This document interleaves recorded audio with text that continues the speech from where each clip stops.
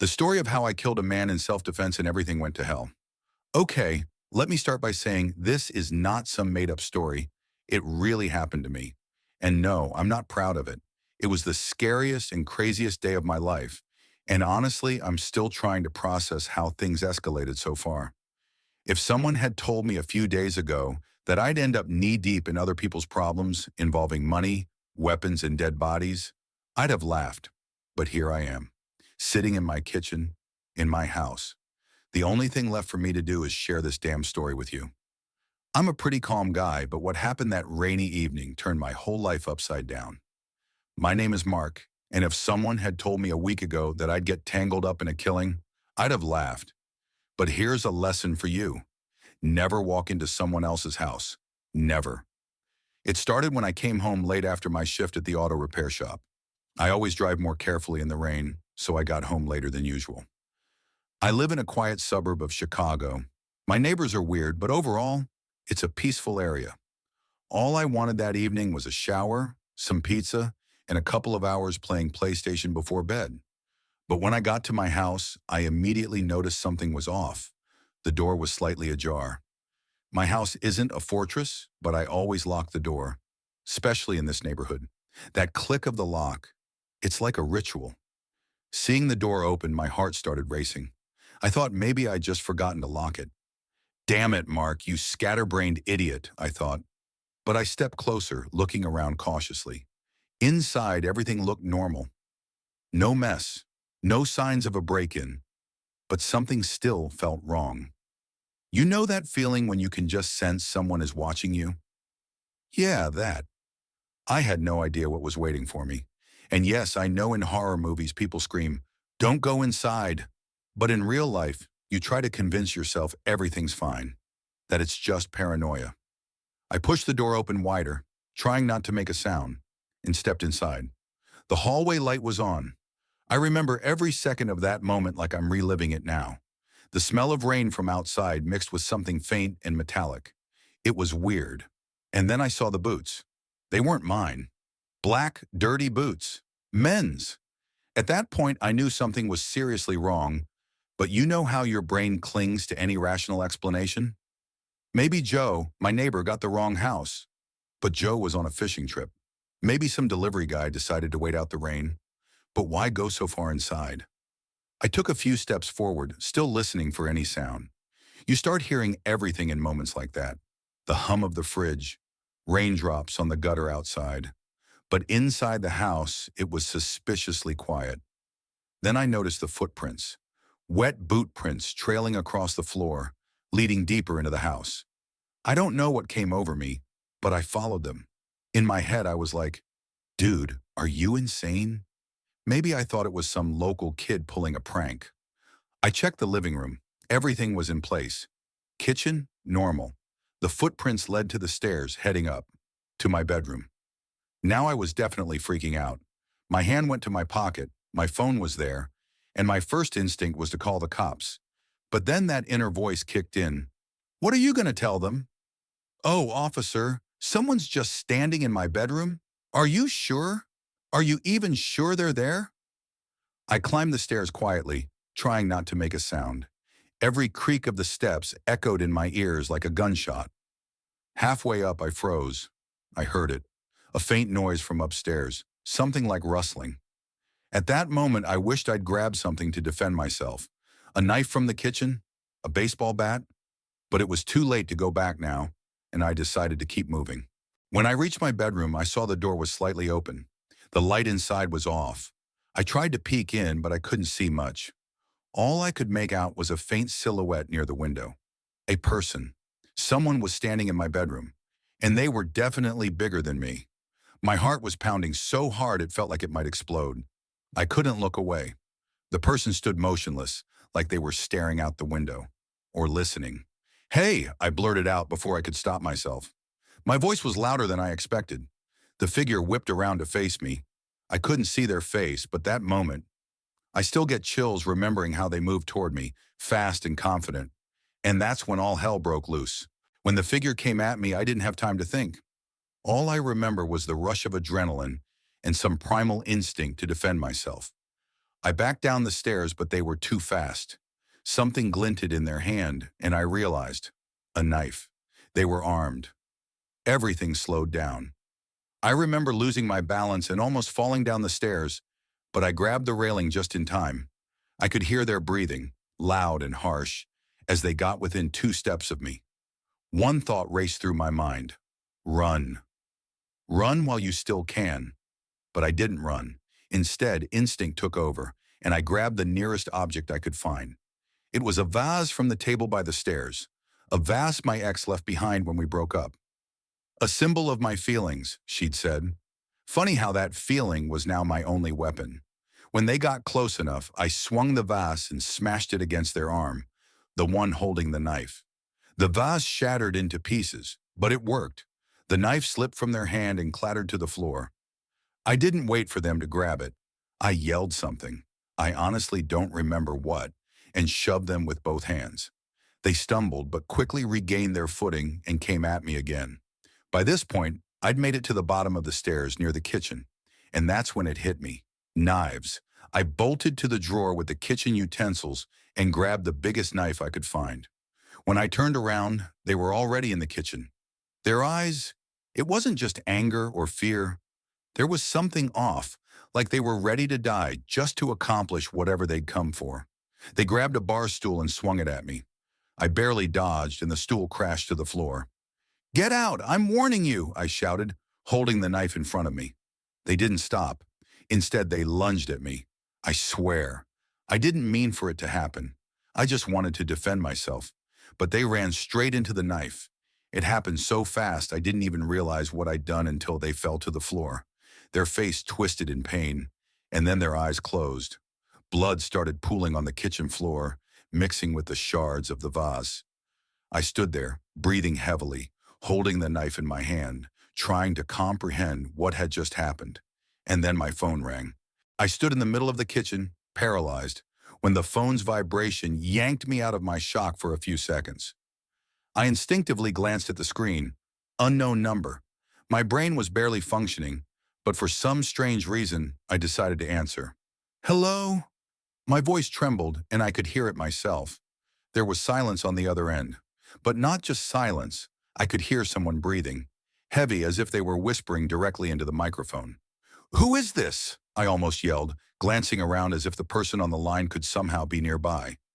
"You shouldn't have done that," the voice finally said. Low, raspy, with some unplaceable accent. A chill ran down my spine. "What? Who are you? What do you want?" I shouted into the phone, though I was boiling with fear inside. The voice paused for a moment, then added, "You think this is the end? It's only the beginning." The call ended abruptly, leaving me standing there like an idiot, clutching the phone to my ear. What the hell was that supposed to mean? Who was that? And how was this voice connected to the man now lying dead on my kitchen floor? Then another thought struck me. What if he wasn't alone? I exhaled sharply and spun around, gripping the knife as if it could save me from anyone hiding around the corner. Wild scenarios raced through my mind. Maybe it was a robbery, or some kind of personal revenge. I didn't know this guy or what he wanted, but the call made it clear this was part of something bigger. I headed back toward the stairs. My bedroom, the other rooms. Everything suddenly seemed dark and threatening, even though I knew every inch of my house. Shadows that used to be just shadows now felt menacing. Everywhere, I imagined movement. I checked the living room, the bathroom, nothing. But when I reached the guest room, I froze. The door, which I was sure I hadn't opened, was slightly ajar. No light inside. My heart pounded even faster. I raised the knife, barely keeping it steady in my trembling hand, and shoved the door open. Empty. For a second, I felt relieved. But then I noticed something strange. On the floor near the window was a pack of cigarettes. It wasn't mine. I don't smoke, and neither do any of my friends. I picked up the pack, and at that moment, something slammed against the window behind me. A loud, deafening sound. I spun around so fast I almost dropped the knife. Outside there was a silhouette. Someone stood at the window, staring right at me. I barely had time to register it before the figure disappeared into the darkness. I ran to the window, but it was too late. The figure had melted into the night. The streets were empty, and only the rain drummed on the asphalt. I returned to the kitchen, where the body still lay on the floor. My thoughts were clearer now. I needed to do something. But what? Call the police. What would I say? That a guy broke into my house and I accidentally killed him? Who would believe it was self-defense, especially with that bizarre phone call? I decided to search his pockets, hoping to learn something about who he was. In the pocket of his jeans, I found a wallet and a phone. The wallet was worn out, and inside was a driver's license. Michael Reeves. 34 years old. The name didn't mean anything to me. There was also $50, a credit card, and an old photo of a woman with a small child. For a moment, my heart sank. This person clearly wasn't just some random drifter. He had a life, a family. But why had he come to me? The phone was locked, but there was an unread message on the screen. Tell him, if we don't get the money, tomorrow will be worse. My breath caught. Money? What money? It was obvious someone was looking for something at my place, but I had no idea what. And then it hit me. I didn't have much time. I stood in the kitchen staring at the body on the floor and holding the stranger's phone. That message. What money? Who was he supposed to find it for? I was trying to gather my thoughts, but panic was flooding over me, like someone had opened a dam, and I was being swept away by a current of events I couldn't control. I turned on the faucet, washed the blood off the knife, and tossed it into the sink. My brain was starting to function. Mark, get it together. If this is really about money, these people won't stop. If they sent one guy, they'll send more. I looked at Michael's body. Maybe he was the first to break in, but he clearly wouldn't be the last. Instead of waiting for them to show up at my doorstep, I decided to figure out who I was dealing with. I picked up his phone again and tried a few combinations. 3 failed attempts, and the phone locked completely. Great. Fine, I'd have to find other clues. In the pocket of his jacket, I found something else. A car key. The keychain had a Honda emblem. I looked out the window and immediately spotted it. An old silver Honda Civic parked at the end of my driveway. I put on my jacket, slipped the key into my pocket, and slipped out of the house. The rain had almost stopped, but it was cold, and the night felt surreal. As I approached the car, I glanced around. The street was empty, like the world had died out. I unlocked the door and slid into the driver's seat. The interior smelled of cigarettes and something else, slightly metallic. On the passenger seat lay a duffel bag. I slowly unzipped it. Inside, I found a gun, black with a silencer. The cold metal felt like it burned my skin as I pulled it out. There was also a stack of cash neatly bound with a rubber band. Damn, is this $10,000? That's when it hit me. Michael hadn't come here to look for money. He came for the money he thought I had. But I wasn't the person they were looking for. I went back inside the house, feeling the hairs on the back of my neck stand on end as the realization sank in. I was tangled up in some criminal mess I didn't even understand. I left the gun on the kitchen table and tossed the stack of cash next to Michael's phone. Now everything was starting to come together into a terrifying picture. The call, the threat in the message, Michael's strange behavior. They thought I was some key player in their scheme. They got it wrong. But how? Then it hit me. A week ago, new neighbors had moved into the house next door. I didn't know much about them, but I had heard them moving stuff in late at night a few times. The guys looked shady. One time I'd spotted them outside the house. Big, bulky types with thick necks, like nightclub bouncers. Could they have mixed up the addresses? If I was right, those guys had probably already realized Michael hadn't come back, and soon they'd come looking for him. But now the problem was that I'd found myself caught in the middle of their messed up plan. I sat at the kitchen table, staring at Michael's body and trying to figure out what to do next. Call the police? It sounded reasonable, but with the cash and the gun, they might see me as an accomplice. And if the guys who sent Michael found out he was dead, well, you can imagine how that usually ends. The solution came to me naturally, though it felt like the dumbest of all options. I decided to play by their rules. If they thought I was involved, why not play along? I grabbed Michael's phone and sent a message to the number that had texted him. I've got everything. Where do we meet? The reply came almost immediately. In an hour at the abandoned gas station off the highway. And don't forget, you owe us. I still don't know what drove me. Maybe it was adrenaline. Maybe it was the need to understand what I had been dragged into. Or maybe it was simply the fear that if I didn't meet them there, they'd come after me. I took the gun, the cash, and Michael's Honda keys. The gas station was even creepier than I'd imagined. Old, rusty pumps stood beneath a broken canopy, and the streetlights cast a dim glow, like something out of a horror movie. I parked the car and stepped out, feeling the cold metal of the gun in my jacket pocket. A few minutes later, a black SUV emerged from the darkness. Its headlights blinded me, and my heart pounded so hard I thought it might burst out of my chest. The car door opened, and two men stepped out.